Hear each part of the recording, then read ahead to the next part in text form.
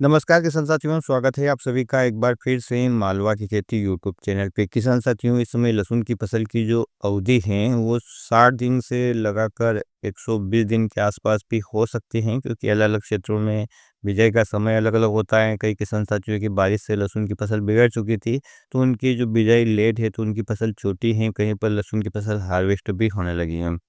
किसान साथियों, इस समय यदि हम अपनी फसल में देखें तो ऊपर से किसान साथियों पत्तियां पीली पड़कर सूख गई हैं, और इसके कई कारण हो सकते हैं। पिछले एक वीडियो में मैंने आपको बताया है कि यदि आपकी फसल में बैंगनी धब्बा रोग लगा है, या डाउनी मिल्ड्यू लगा है, या झुलसा रोग लगा है, तो उसके उपचार के लिए आप कौन सी दवाइयों का प्रयोग करें और कितनी मात्रा में करें।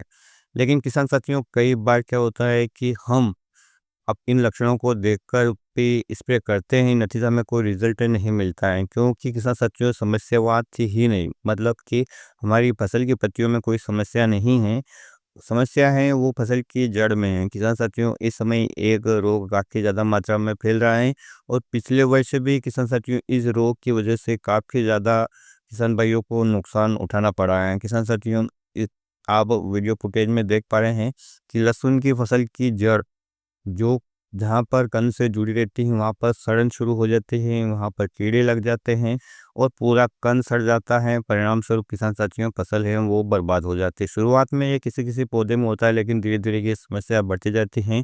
ऐसे रोगग्रस्त पौधे को किसान साथियों आप देखें तो उसकी ग्रोथ भी रुक जाती है, क्योंकि पौधा जब खुराक ही नहीं ले पा रहा, उसकी जड़ें ही नहीं, तो उसकी ग्रोथ कैसे होगी? इससे पौधे को आप यदि हाथ लगाते हो वो आसानी से उखड़ भी जाता है। किसान साथियों, इस रोग को कहते हैं लहसुन या प्याज का फ्यूजेरियम बेसल रोग, जहाँ पर किसान साथियों जो इसकी बेसल प्लेट होती है, या यूँ कहें कि जहाँ से जड़ें और कंद जुड़ा रहता है उसमें सड़न शुरू हो जाती हैं, और वहाँ पर फिर फंगस लगकर कीड़े लग जाते हैं और पूरे कंद को खराब कर देते हैं। किसान साथियों, सामान्यतः ये बीमारी फ्यूजेरियम प्रजाति के जो फंगस हैं उसकी वजह से लगती हैं, और इसकी काफ़ी ज़्यादा प्रजातियाँ पाई जाती हैं। किसान साथियों, इस फंगस के बीजाणु काफ़ी वर्षों तक मिट्टी में रह सकते हैं, या यूँ कहें कि आपने वहाँ पर 5 साल पहले लहसुन लगाया था और वहाँ पर यदि इस प्रकार के रोग के लक्षण दिखे थे, तो इस वर्ष यदि आपने वहाँ पर लहसुन लगाया तो फिर से आपके खेत में ये रोग है वो फैल सकता है। साथ ही किसान साथियों, किसी भी प्रकार से ये रोग के बीजाणु या यूँ कहीं इस फंगस के बीजाणु यदि ट्रांसप्लांट हो जाते हैं एक खेत से दूसरे खेत में, तो वहाँ पर भी ये फैल जाता है, जैसे नीलगाय के पैरों से, या यूँ कहें कि आपकी किसी कृषि यंत्र की वजह से भी इसके बीजाणु एक जगह से दूसरी जगह जा सकते हैं और वहाँ पर भी रोग को फैला सकते हैं। किसान साथियों, जैसा कि आपने देखा है कि इस समय जो फंगस जनित रोग हैं, इससे आपकी फसल की जड़ों में कीड़े भी लग जाती हैं, जड़ें गल जाती हैं, खराब हो जाती हैं, और काफ़ी ज़्यादा नुकसान किसान भाइयों को उठाना पड़ता है। तो इसमें कौन से फंगिसाइड का प्रयोग ज़्यादा लाभकारी है? कीड़ों की समस्या के लिए हमें क्या देना चाहिए? रोग के यदि शुरुआती लक्षण हैं तो हमें क्या उपाय करना चाहिए? रोग यदि गंभीर स्थिति में है तो हमें क्या तरीका अपनाना चाहिए? इसके बारे में बात करते हैं। तो किसान साथियों, जब भी आप लहसुन की फसल लगाएँ तो सबसे पहला एक रामबाण उपाय करें कि आप अपने खेत में किसान साथियों ट्राइकोडर्मा विरिडी का ज़रूर प्रयोग करें। ये मित्र फंगस हैं, और जितनी भी हानिकारक फंगस है किसान साथियों इसको ख़त्म करता है। यानी कि जितने भी हानिकारक फंगस है जो हमारी फसलों को नुकसान पहुँचाते हैं, उसको इस ट्राइकोडर्मा विरिडी जो मित्र फंगस है इसके बीजाणु उसको लपेट लेते हैं या उसको ख़त्म कर देते हैं। 2-3 बार आप अपनी खड़ी फसल में भी इसका प्रयोग कर सकते हैं, लेकिन सबसे बड़ी बात किसान साथियों, जब इसका आप प्रयोग कर रहे हैं तो 15 दिन पहले और 15 दिन बाद में कोई भी रासायनिक फंगिसाइड आप ज़मीन में न चलाएँ, अन्यथा इस फंगस को बीज हैं वो ख़त्म हो जाएँगे और फिर आपको कोई रिज़ल्ट नहीं मिलेगा। अब बात कर लेते हैं किसान साथियों कुछ रासायनिक फंगिसाइड के बारे में जो इस रोग पे काफ़ी ज़्यादा अच्छा कंट्रोल देते हैं। यदि किसान साथियों, यदि मैं बात करूं कि कौन से फंगिसाइड सबसे अच्छे हैं, क्योंकि बहुत सारे किसान भाइयों के कमेंट पढ़ता हूं, तो वो कहते हैं कि हमने ये फंगिसाइड भी डाल दिया, वो फंगिसाइड भी डाल दिया, हमें कोई रिजल्ट नहीं मिला। तो सबसे पहले बात करें, ये एक मिट्टी जनित बीमारी है, तो जो इसके बीज है वो मिट्टी में रहते हैं। तो मिट्टी में बीज कीटाणु को ख़त्म करने के लिए किसान साथियों कॉपर बेस्ड जो भी फंगिसाइड है, उनका प्रयोग आप करेंगे तो आपको ज़्यादा रिज़ल्ट मिलेंगे। क्यों मिलेंगे? जैसे कि मैं आपको बताऊँ कि कॉपर फंगिसाइड फंगस की कोशिकाओं के कई हिस्सों पर एक साथ हमला करते हैं, जबकि कई आधुनिक और महँगे फंगिसाइड केवल एक विशिष्ट प्रोटीन पर काम करते हैं, जिससे कि फंगस में प्रतिरोधक क्षमता विकसित हो जाती है, और कॉपर के खिलाफ फंगस में जल्दी अपनी ताकत नहीं बढ़ा पाते। यह फंगस के एंजाइम सिस्टम को पूरी तरह से ठप कर देता है, इसलिए हमें इसके रिज़ल्ट बहुत बढ़िया मिलते हैं। जब हम कॉपर ऑक्सीक्लोराइड यानी कॉपर बेस्ड फंगिसाइड की ड्रेंचिंग करते हैं तो ये लहसुन के जड़ के चारों ओर एक सुरक्षात्मक परत बना देता है। यह मिट्टी में मौजूद फिजिरियम बीजाणुओं को कंद के अंदर प्रवेश करने से रोकता है। वहीं पर बात करें किसान साथियों तो जो भी कॉपर ऑक्सीक्लोराइड फंगिसाइड की ही मान ले तो ये लहसुन में बेसल रोड के साथ अक्सर बैक्टीरियल सॉफ्ट रोड का भी हमला होता है। तो वहाँ पर इस फंगिसाइड की ये बात है कि ये फंगिसाइड के साथ साथ बैक्टीरियासाइड के रूप में भी काम करता है, जो कि अन्य साधारण फंगिसाइड नहीं कर पाते हैं, या फिर आपको उनके साथ अलग से बैक्टीरिया नशी दवाइयों का प्रयोग करना पड़ता है। कॉपर के कण पानी में कम घुलनशील होते हैं, जिससे वे मिट्टी में लंबे समय तक टिके रहते हैं और ड्रेंचिंग के बाद किसान साथियों आपकी फसल की जड़ों के पास रुककर लंबे समय तक उसको सुरक्षा प्रदान करते हैं, खासकर नमी वाले वातावरण में जहाँ फिजिरियम तेजी से फैलता है। तो आपको कॉपर बेस्ड फंगिसाइड का प्रयोग करना चाहिए।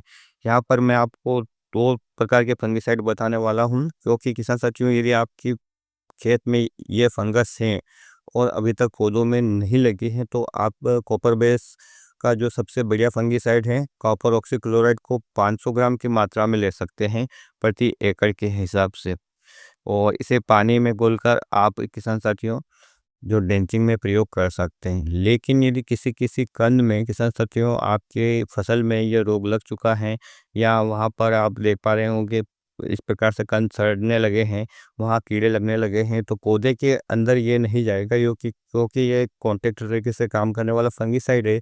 और पौधे के अंदर जाने वाला एक सिस्टमेटिक फंगिसाइड आपको लेना पड़ेगा, और वो है किसान साथियों रोको या थायोफेनाइड मिथाइल। इसको आपको प्रयोग करना पड़ेगा। और इसकी मात्रा की बात करें किसान साथियों तो इसकी मात्रा जो लगेगी वो लगेगी 400 से 500 ग्राम प्रति एकड़ के हिसाब से, और इसे भी आपको पानी के साथ चलाना है। लेकिन जब आप कॉपर और थियाबिनाइट दोनों चला रहे हैं तो किसान साथियों आपको दोनों अलग अलग पात्र में घोलना है, और जब आप इसे पानी में दे रहे हैं तब इनको आप साथ में मिला सकते हैं। अब बात कर लेते हैं किसान साथियों, कुछ किसान भाइयों को कमेंट में भी आ रहा है और समस्या भी है कि तागे जैसे कीड़े भी हैं वहाँ पर। तो किसान साथियों यदि इस समय कीड़े नहीं हैं तो आप एक सुरक्षात्मक रूप से वहाँ पर जो एक बढ़िया तरीके से काम करने वाला कीटनाशक है वो है क्लोरोपाइरीफास, उसका प्रयोग कर सकते हैं। लेकिन यदि आपकी फसल में कीड़े लग चुके हैं या उनकी संख्या ज़्यादा दिख रही है तो आपको यहाँ पर दूसरा कीटनाशक लेना पड़ेगा, और वो है 40-40 इमिडाक्लोप्रिड द्वारा। और उसकी मात्रा बात करके किसान साथियों तो 150 ग्राम प्रति एकड़ के हिसाब से उसका डोज रहेगा। किसान साथियों मैं चाहता हूँ कि इस समय आपको कुछ और चीज़ें डालनी चाहिए, जैसे कि एक आता है स्टेप्टोसाइक्लिन जो कि एक एंटीबायोटिक है या बैक्टीरिया नाशी है। तो चूँकि फंगस है वहाँ बैक्टीरिया भी होंगे, उन बैक्टीरिया को ख़त्म करने के लिए भी किसान साथियों आप एडवांस के रूप में स्टेप्टोसाइक्लिन या जो कासुगामाइसिन आता है, कासुए के नाम से भी आता है, उसका प्रयोग भी आप मिट्टी में इसी प्रकार सिंचाई के साथ देंगे तो आपको बहुत ही अच्छे रिजल्ट मिलेंगे। अब मैं आपको बता देता हूँ कि आपको घोल कैसे करना है, इन दवाइयों को अपनी फसल में देना कैसे है, ताकि किसान साथियों कोई भी गलती ना हो। सबसे पहले क्या करना है किसान साथियों, आपको कॉपर ऑक्सीक्लोराइड लेना है 500 ग्राम की मात्रा में, एक बाल्टी में इसको घोल कर लेना है। दूसरे रूप में किसान साथियों थायोफेनाइड मिथाइल लेना है आपको 400 से 500 ग्राम, और इसको अलग बाल्टी में घोल लेना है। फिर तीसरे नंबर पे किसान साथियों प्रिप्रोनिल और इमिडा आपको लेना है जो कीटनाशक है 150 ग्राम के आसपास, इसको भी अलग घोल लेना है।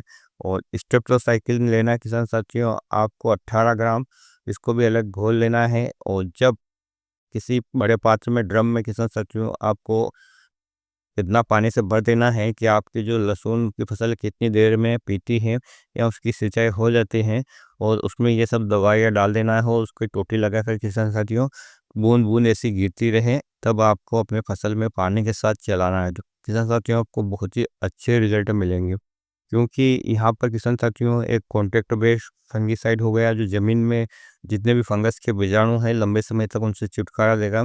साथ ही एक सिस्टमेटिक फंगिसाइड है किसान साथियों जो आपके पौधे के अंदर जाकर उसके हर हिस्से में फैलकर जहाँ पर भी फंगस होगी जड़ों में कंद में उसको ख़त्म करेगा। एक अच्छा कीटनाशक है किसान साथियों जो आपकी फसल में इस धागेनुमा कीड़ों को ख़त्म करेगा। वहीं पर एक एंटीबायोटिक है जो बैक्टीरिया यदि कोई बच भी जाता है किसान साथियों सिस्टमेटिक है जो पौधे के अंदर चले जाएगा, जो अभी फंगस के साथ बैक्टीरिया होंगे उनको ख़त्म करेगा। तो इस प्रकार से हमें एक बहुत ही अच्छा कॉम्बिनेशन मिल जाता है। और किसान साथियों, ये देने के बाद आप जो अपने खेत में 4 बार दिन बाद आकर देखिए कि आपकी फसल में कीड़े अब भी दिख रहे हैं क्या या ख़त्म हो चुके हैं। इसके बाद किसान साथियों, अपने खेत का निरीक्षण कीजिए और यदि आपको ऐसे कोई रोगग्रस्त पौधे दिखे तो उनको खेत से दूर ले जाकर फेंक देवें, ताकि ये फंगस और जो कीड़े हैं वो अन्य क्षेत्र में ना फैले। हालांकि इनसे पूरी तरह रिजल्ट मिल जाना चाहिए, क्योंकि मैंने बहुत ही बेस्ट फंगिसाइड और इंसेक्टिसाइड आपको बताए हैं। और यदि समस्या बहुत ज़्यादा हो चुकी होती है, या यूँ कहें कि यदि 60 से 70% रोग फैल चुका होता है किसान साथियों खेत में, तो फिर इसको कंट्रोल करना लगभग नामुमकिन हो जाता है, क्योंकि बहुत ही ज़्यादा मात्रा में ये फैल चुका होता है। तो शुरुआती लक्षण में ही इसका यदि हम जो मैंने आपको बताया इस प्रकार से ट्रीटमेंट कर लेते हैं, तो हमारी फसल है वो सुरक्षित रह सकती है। उम्मीद करता हूँ किसान साथियों ये जानकारी आपके लिए लाभदायक रहेगी। और यदि वीडियो अच्छा लगा हो तो जानकारी अन्य किसान साथियों के साथ शेयर करने के लिए वीडियो को शेयर करें, वीडियो लाइक करें, चैनल को सब्सक्राइब करें। फिर मिलेंगे एक नए वीडियो में नई जानकारी के साथ। तब तक के लिए ख्याल रखिए किसान साथियों, आप अपना अपना परिवार का, पशुधन का और अपनी फसलों का। वीडियो देखने के लिए आपका बहुत बहुत धन्यवाद। जय हिंद, जय जवान, जय किसान।